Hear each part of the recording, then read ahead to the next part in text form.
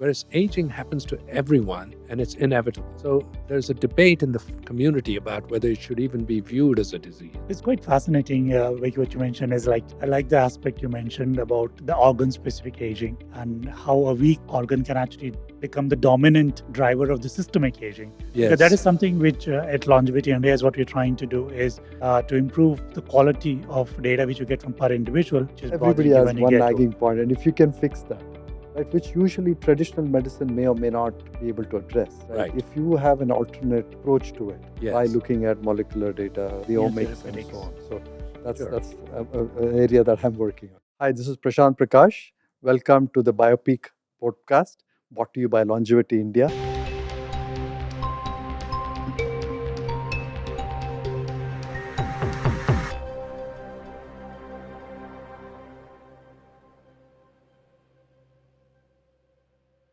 Hello, I'm Deepak. I'm a professor at Indian Institute of Science and also a convener of Longevity India initiative. And today we have a great pleasure of hosting Professor Venki Ramakrishnan.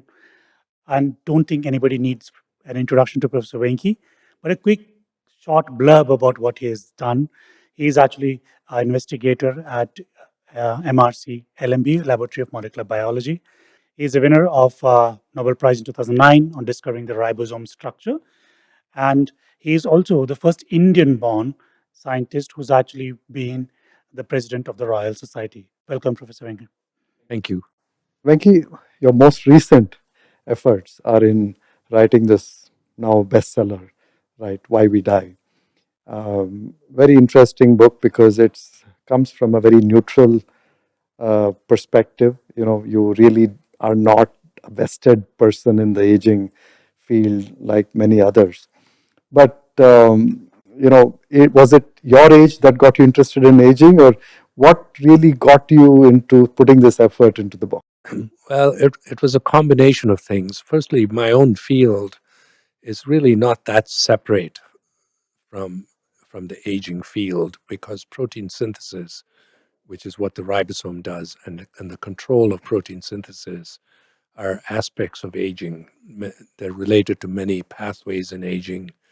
Many of these anti-aging pathways actually work by shutting down protein synthesis, or in some cases, deregulating it.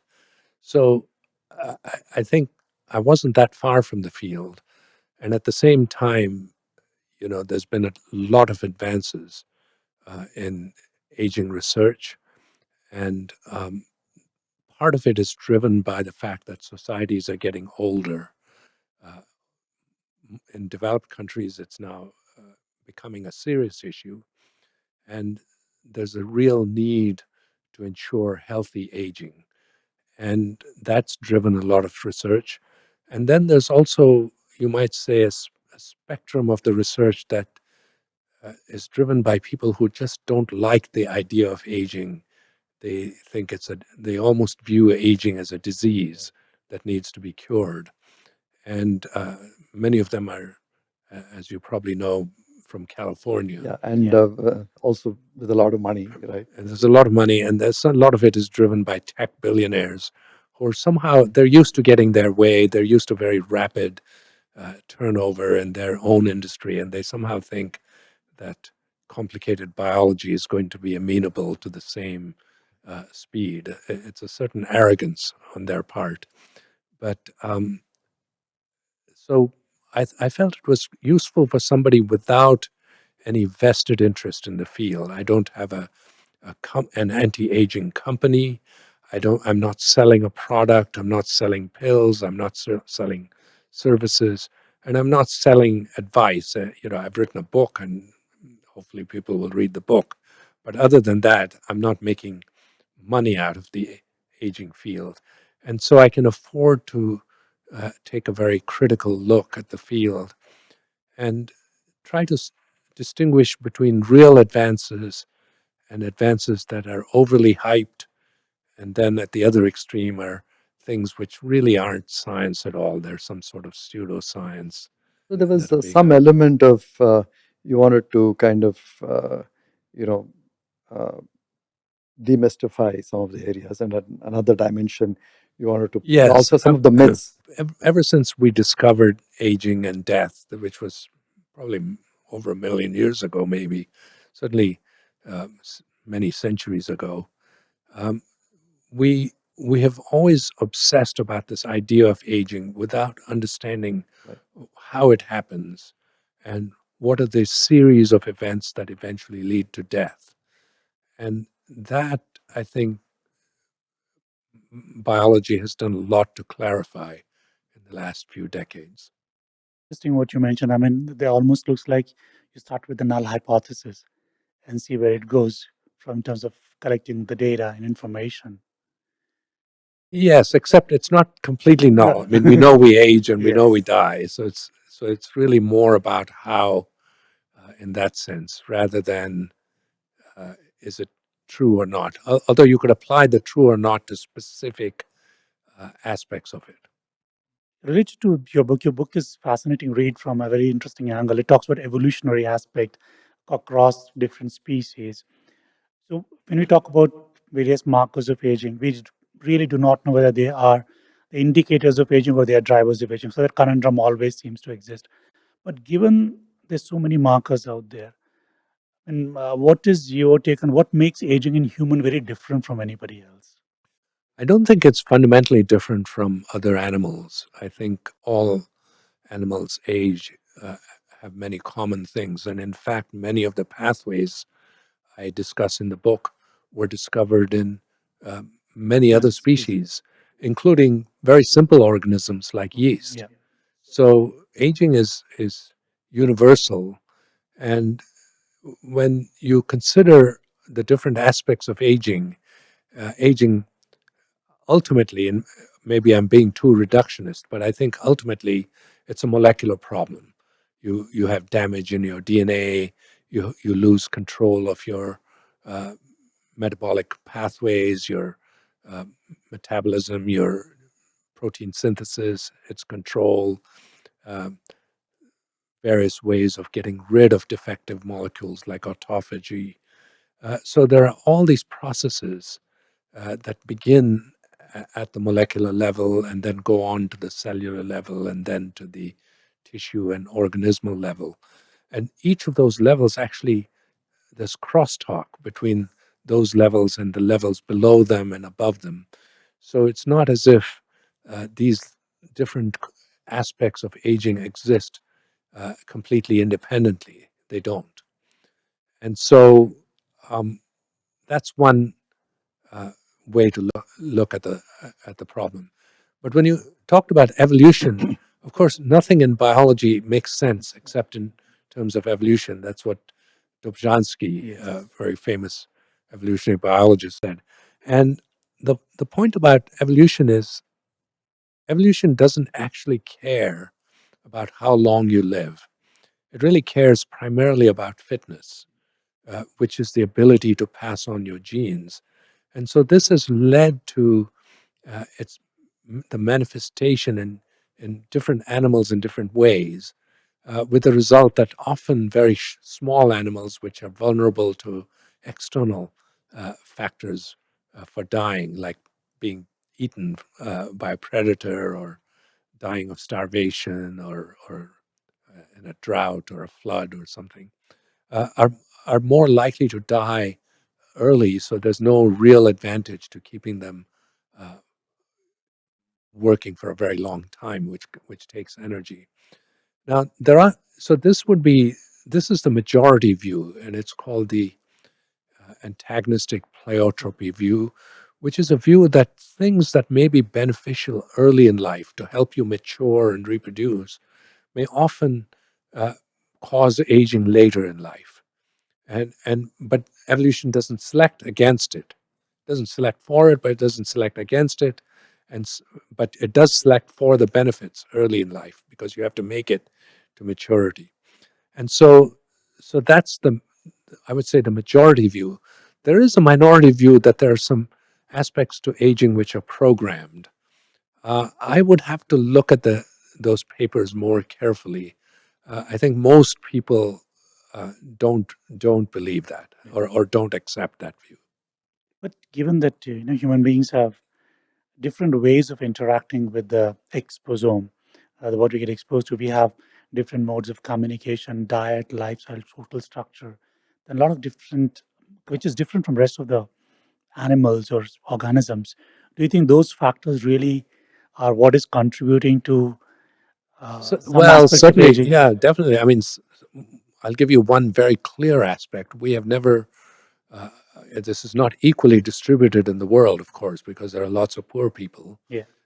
But in well off countries and well off people, even in poorer countries, uh, getting adequate calories is not a problem, Yeah. but rather the reverse is the problem, which is this food is too plentiful and Yes. too caloric.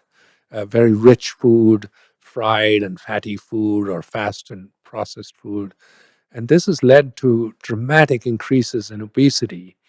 And it's odd that in India, which is still by and large a poor country, there is a fraction of the population in India which suffers from terrible obesity and an explosion in diabetes. And obesity doesn't just lead to diabetes and cardiovascular disease, cancer, dementia, which are the four big diseases Yes. as we age, but it also directly affects aging itself, the underlying pathways that result in aging. So that's a very clear example of how the environment affects aging. But I can think of others. For example, um, if you have an environment that's highly stressful, for example, urban life in India, particularly, Yes. is probably very stressful. Just commuting alone is stressful, and so stress can cause many uh, physiological changes that can accelerate aging. The other thing is that some of the things that can benefit us are also made impossible by the environment. So if you have to commute an hour each way to work, you work long hours, you're not going to have enough time to exercise. Yeah. And if the urban environment is such that there are no clean parks with clean air where you can get fresh air and exercise, and of course, ordinary people cannot afford gym memberships. And so exercise itself becomes a problem. And that's one of the ways in which you can uh, prevent or slow down aging. Aging. So you can see how the environment interacts in ways that are not favorable. But of course, you could argue that in pre-urbanized, pre-industrialized times, our life expectancy was actually shorter Yeah. because we died of other Other things, things. infectious disease, Yes. malnutrition. There are many other things that we would die of. But looks like we solved for one and we created another one. Right? We created another one, but you would argue that we still, with all our problems, we still, on average, Living longer. live twice as long, not just longer, but twice as long as we did Yes. 150 years ago. So nobody would want to go back to those days. We would rather see what we can do about our current problems. Right? So, Venki, looks like we have over a period of time created good markers for disease and uh, you know where we are in terms of our diseases. But your view on the biological clocks and other markers for knowing where you are in that trajectory in terms of an onset of a disease or your own biological age, and Yeah. do you think there's enough maturity in that marker so ecosystem? There's certainly a lot of action in the field. And my view is this all hinges on whether you view aging as a disease or not. So, disease are very clear indications for diagnosing a disease. So, if you get a certain result, you can say you have diabetes, Right, or you have right. cancer, or you have high cholesterol. So you can. So diseases are different in the sense. First of all, they don't affect everybody. Not everybody dies of cancer, even though it's relatively widespread, or heart disease. And so it's not inevitable. It's not ubiquitous.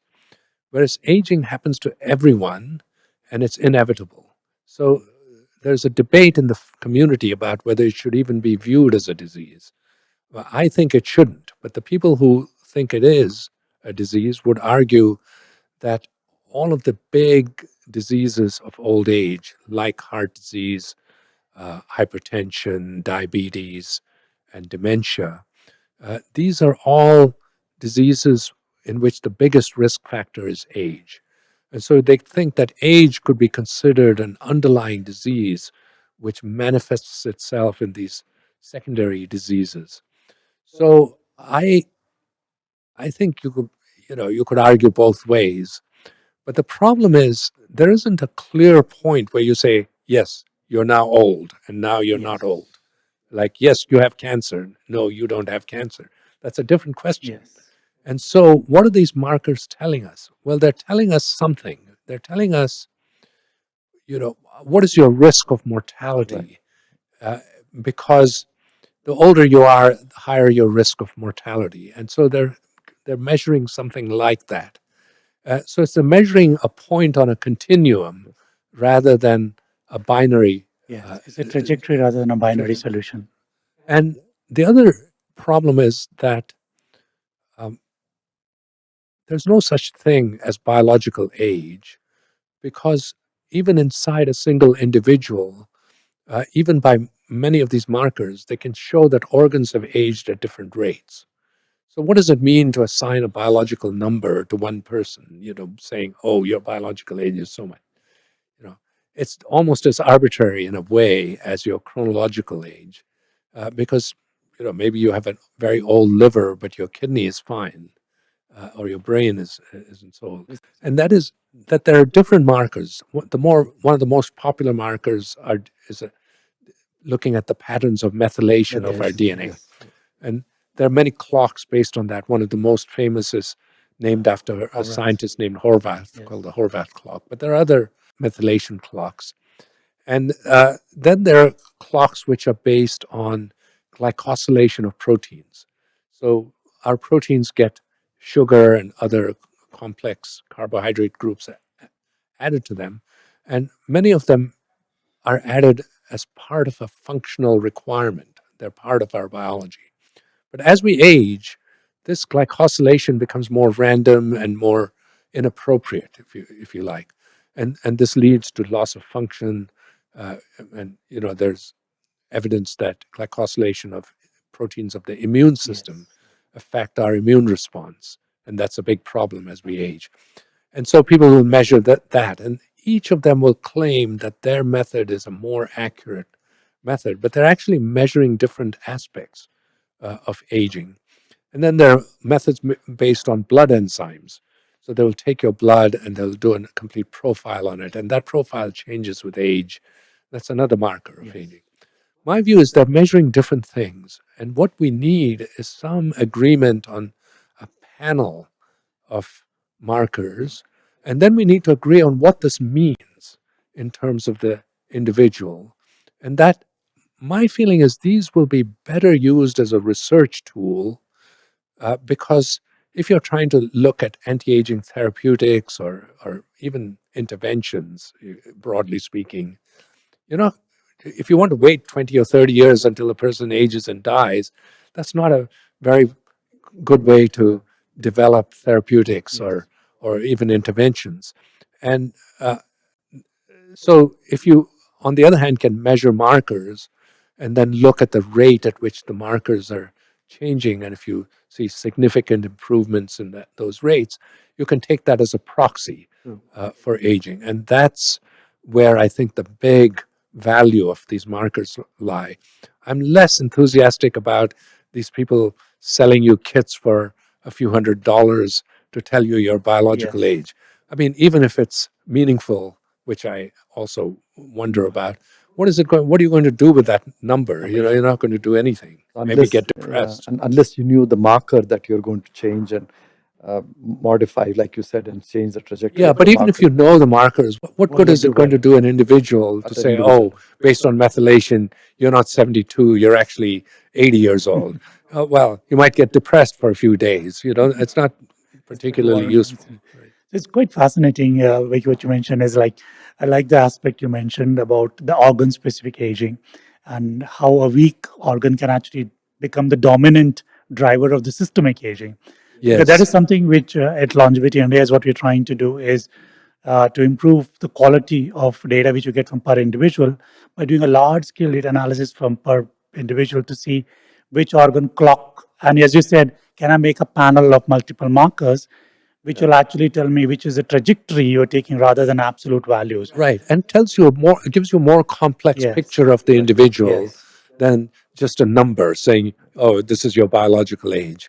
And as far as interventions and therapeutics go, I think if something works generally to help you keep healthy during aging, you don't need a biological age, Yes.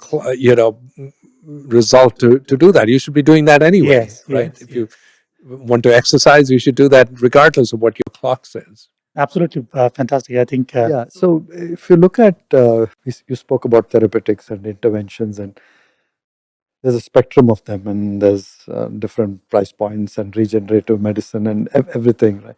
But today, if you looked at the value that there is, that one can ascribe and get from any of these therapeutics, is the whole idea of lifestyle medicine, which are more simple and sometimes more cheaper to implement. In your opinion, where do you weigh that versus a lot of these other therapeutics and interventions, and where So do you feel what do you mean by lifestyle medicine? lifestyle medicine is the idea of looking at sleep and food as medicine and those. I see. So there'd be mostly advice and coaching. Advice and coaching and things that you can do to just modify your lifestyle. Yes, but that's a form of Yes, advice. it's a form of advice. Yes. Yeah. So no, I think currently those methods are first of all probably very safe and beneficial. For example, sleep, exercise, managing your diet. The problem with all of those is compliance. I myself find it hard to be compliant. I like desserts. I like, when I come to Bangalore, I like the food here. So I'm not really abstemious. And I think that's a problem that we need to work on. And it starts very early. It starts in early childhood, how to uh, bring up children so they don't have this sort of addiction to snacking all the time and eating very highly caloric foods. Typically, fast foods and snacks are very highly caloric. Just having a good, healthy sort of attitude to life, and also making sure that children, and I would say in India, this may be a particular problem with middle class parents, that they shouldn't be just hitting the books all the time. Going outdoors, playing, socializing with friends. That's all very important part of a very important part of their life. So yes, those are important. But let me put you the reverse example, which is all of those lifestyle interventions are also useful against high blood pressure, high cholesterol, and uh, diabetes. And yet, despite the fact that I don't own a car, I cycle to work, I'm a vegetarian, I'm not particularly overweight, and I do try to sleep. Uh, Despite all that, all my markers just kept going up, and eventually I needed therapeutic intervention. So you could think, if anti aging research really attacks the causes of aging, you could imagine that if in the future you might want to go beyond what you can do naturally, it's not a substitute. It's not that people should stop exercising and take a pill. What can you go beyond? But can you go beyond that? Because now that I'm taking statins, or high blood pressure medicines, it's not that I've stopped exercising or I don't care at all about my weight or things like that. So, Venki, lots of startups in India too, and startup entrepreneurs looking at longevity and aging as a field. Um, what have you seen are some of the more interesting startups in the Western world? Is it in early detection, new forms of diagnostics, supplementation? You mean for aging? In the field of longevity, right? In the field of longevity, that's what I mean. Yeah. Well, I can think of a few examples which I think are promising. One is a field called senolytics, which is the fact that as we age, we accumulate senescent cells, which are inflammatory and cause systemic problems, and we accumulate them. And destroying senescent cells specifically in animals does seem to help. And so the question is whether you can develop inexpensive compounds which attack senescent cells without attacking our own cells and without having side effects, long-term effects, as well as toxicity. So there's a lot of work to be done, but it's an area. The other area is drugs based on caloric restriction. So when we restrict our diets, whether we fast or reduce dramatically the number of calories we eat, that is shown to be beneficial for aging in animals and different species. Although I should point out they're always comparing with an all-you-can-eat diet. So some skeptics would conclude that, well, all it's saying that you shouldn't overeat an all-you-can-eat diet, but you don't have to go to extreme caloric restriction. But nevertheless, the amount of calories does matter, and it does affect certain pathways. And the question is whether you can uh, do to those pathways what caloric restriction does. And one, well, I'll give you two examples. One is called metformin, which is already a drug used for diabetics, so it's widely used, millions of users, FDA approved, etc. And the question is whether it's useful for healthy people, for healthy aging. And that's still not established. There's supposed to be trials, and I don't know what the status is of those trials. The other is rapamycin. I talked a little bit about that in the talk I gave here at this festival. And rapamycin is affects the TOR pathway, which is one of the pathways affected by caloric restriction. And it's shown to mimic the effects of caloric restriction, at least some of the effects in mice and other animals, and also extended their uh, lifespan. And but the thing to keep in mind is rapamycin is approved as an immunosuppressive drug. Now, it's one thing if you're an organ recipient, if you reject your graft, then you're going to die. And so for you, taking rapamycin makes perfect sense. But if you're a healthy individual and you have 20 or 30 years left of life, are you going to take something that might make you much more prone to infections, may have all sorts of other side effects? There's indications that it affects pathways that involve diabetes. So there are lots of things, and people are perhaps, I think, overly enthusiastic about rapamycin without actually having done the uh, experiments first. And one very interesting experiment, whose status is somewhat in doubt, is an experiment in the U.S. on domestic dogs. Because if you do experiments on mice or rats and laboratory animals, they're kept in sterile cages, and it's not a natural environment. If you do it on domestic dogs, well, these dogs are in very different environments. They belong to different breeds. They're running around their local environment. And so that's more like a real world test. And of course, dogs typically live, 14 years or something. And so they live much shorter lives. So I think that's the sort of experiment that can tell you if rapamycin is likely to work as an anti-aging thing. So that's another aspect.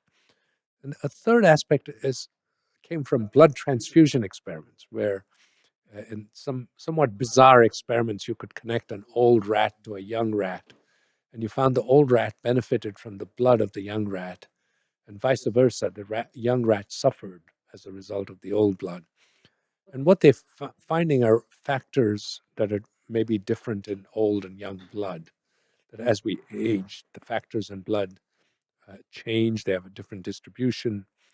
And this is a period of research where people need to identify these factors, first of all, make sure that they have an effect, and then whether they're safe, and then maybe use that as therapeutics. And I forgot to mention there are a couple of others. One is the class of what I call nutritional supplements.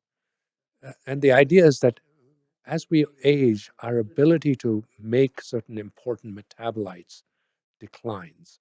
And as a result, our cells age and no longer as functional. And this started quite a long time ago. For example, Bruce Ames, for whom the Ames test for uh, carcinogenesis is named. It's a very famous test that any new medicine usually is put through to see whether it's potentially a carcinogen. Uh, the Ames became interested in aging. By the way, he died, I think, this year in his late 90s. So clearly something worked for him. But anyway, he proposed various supplements like acetylcarnitine and lipoic acid because he thought it would improve the health of mitochondria. And then later on, he expanded this. He had a whole panel of supplements that he recommended uh, that you take as you age. And the latest in this sort of series are compounds that allow the body to synthesize NAD, which is a very important metabolite. And two of them are called NMN and NR. And the people who make each claim that theirs is better than the other. But of course, the experiments show, at least in animals, show benefits from both. And the real question is, you know, do we need them? How much do we need them? And how beneficial are they? And certainly in mice, some of these supplementations didn't actually improve the lifespan of mice. They made older mice seem healthier by various criteria, which is okay. That's not a bad Good in itself. Yeah. goal. That's good. So you have nutritional supplements. Then you have GLP-1 analogs. GLP-1 was for extreme weight loss, and the fact is it was given to extremely overweight people who are at risk of, serious risk of heart attack, diabetes, etc. And the idea is that, lifestyle interventions did not work, and GLP-1 analogs did work. And these are things like Ozempic. And now people are finding out that these compounds have wider spread effects and may have other beneficial effects. And so it may be that they have effects on, for example, on inflammation and other aspects of aging. And so there is a talk that maybe might these class of compounds might be useful uh, for slowing down or healthier aging. And finally, is the idea of regenerating. And the idea is you can reprogram cells to go sort of backwards in development, almost to becoming stem cells and be able to regenerate tissue. And this is a big problem: depletion of stem cells, loss of tissues. That's a huge problem as we age. And there are some very exciting experiments in animals which show that if you can use some of these factors, like the Yamanaka factors, to uh, move cells backward, even transiently, then older animals seem to develop markers that look like they're much younger animals, and also visually by sort of movement and skin and fur and so on. Now, this is very exciting, but of course, these reprogramming carries a serious risk of cancer. We don't know what the long-term effects is, and also the way it was implemented in animals, either by genetically modified transgenic mice in which these factors were under inducible control, that's not going to be applicable to humans. And the other way to do it was by viral vectors, introducing them. And that, again, it's not clear how well they would work. How would they work in different tissues? How would you target them? So I would say there's a lot of promise, but I think there's also a lot of hype. Yes. And if I were a longevity company, I would focus on conditions, for example, osteoarthritis or things like that, where you can take a therapeutic intervention, which may be an anti-aging intervention, but you have a clear therapeutic goal, which also means you have a clear way of measuring success.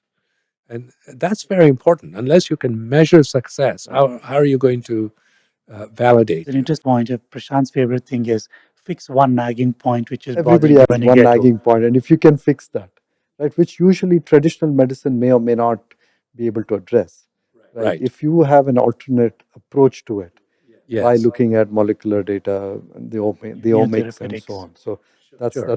an area that I'm working on. Yeah. I mean, the idea is to have a clear thing that you're going to measure and see if your intervention improves that. Yeah. So I think we're coming quite close to your time, but we have few quick questions to you, Venki. India, we talk about our demographic dividend. We are a young country. We are also very fatalistic. We also do not believe that there is something which we need to do because everything is controlled by some supreme Destiny. factor X. So, if we look at investment in aging in a country like India, Yeah. how does this demographic shift? I mean, according to you, it's like an open debate. How do we think we will be Well, affected all by this? countries go through a demographic shift with economics. Yes. And so it happened in the West, it happened in the US. Well, I mean, by West, I mean, it happened in Europe, then also happened in the US, but it also happened in Japan, Yes. Korea. So there is a demographic shift. If you look at fertility rates in India, they're steadily declining. And they're almost at replacement level now, Yes. if I'm not mistaken.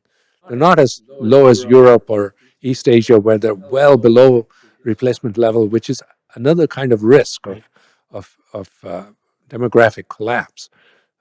But certainly, I think India is going to face the same problems of increased longevity and reduced fertility that other countries face. It's just not there yet. So we should be hopeful as of now. I think the hope is that the Indian population will stabilize, Yeah. and perhaps even, uh, a gradual reduction wouldn't be such a bad thing. Uh, but but then you have to then ensure that if you have an aging population, it's healthy and Yeah. and can function relatively independently. So there any views on the inequalities, right? That one Oh, kind of, it's terrible, and in aging, it's particularly bad. For example, uh, let's take rich versus poor countries. Huge difference in longevity, but you could argue a lot of that is due to early diseases. Diseases before you reach adulthood. But the other thing is that even in countries like the UK, which has a national health system, the difference is about 10 years between the poorest and the richest. So poorest 10% versus richest 10%. The difference in life expectancy is 10 years. In the US, it's 15 years. And there's a danger that as you improve longevity by, say, very sophisticated methods, let's say stem cell uh, methodology works, reprogramming works. If that method turns out to be quite expensive, then who will benefit? It'll be very rich people who will benefit. And so you'll get this increased divergence between rich and poor. And so we need to be careful about how advances are implemented. yeah. So Venki, maybe any final thoughts on uh, you know what do you think from what's next in this? I mean, there's one view that uh, you know things are not really moving that fast in this field of longevity and aging, and we're coming to some kind of an impasse where there's a lot of hype and hope, but not really a lot of real progress. So, what's your maybe final closing Well, thoughts on I that? think, as my view, and this is my advice when I'm asked about it, I'm also, um, an advisor for an investment company and so on.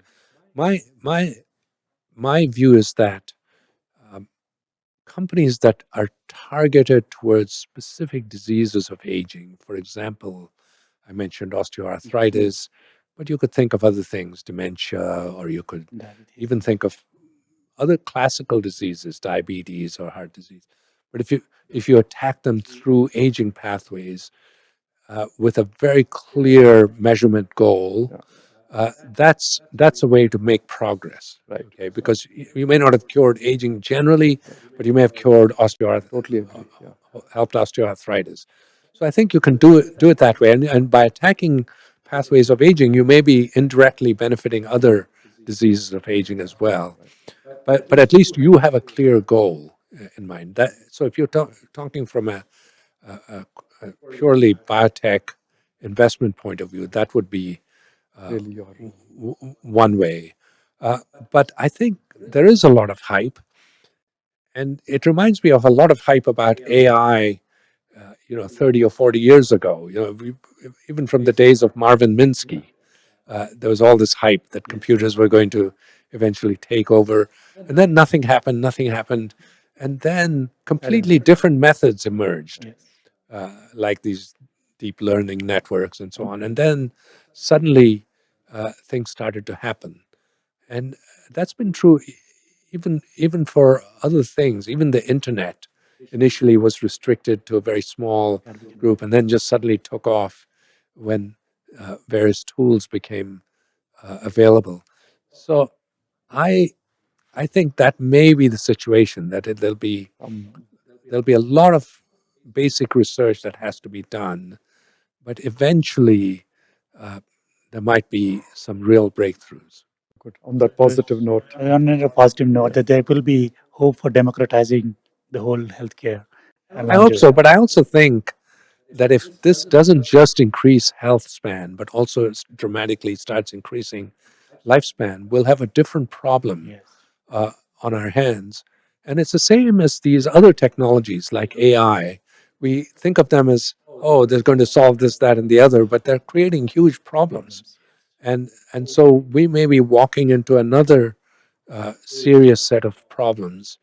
And my view, which I've said in the book, is this really calls for a discussion of what do we want to achieve, and what would we have to do if we achieved it? How would we have to adapt, and in a way that's relatively, at least, doesn't have too many negatives. Vicky, great to have you here in Bangalore. Thank you. And the last parting note, something which you write in your book, is you would like to, all of us like to die as young as late as possible. So that is something which is Well, that's not my view. That's Rick Klausner said his the goal of his company was to die young after a very long time. But yes. my problem is I'm not sure that's feasible. I'm not sure whether we would simply be extending our lives even further. Yeah.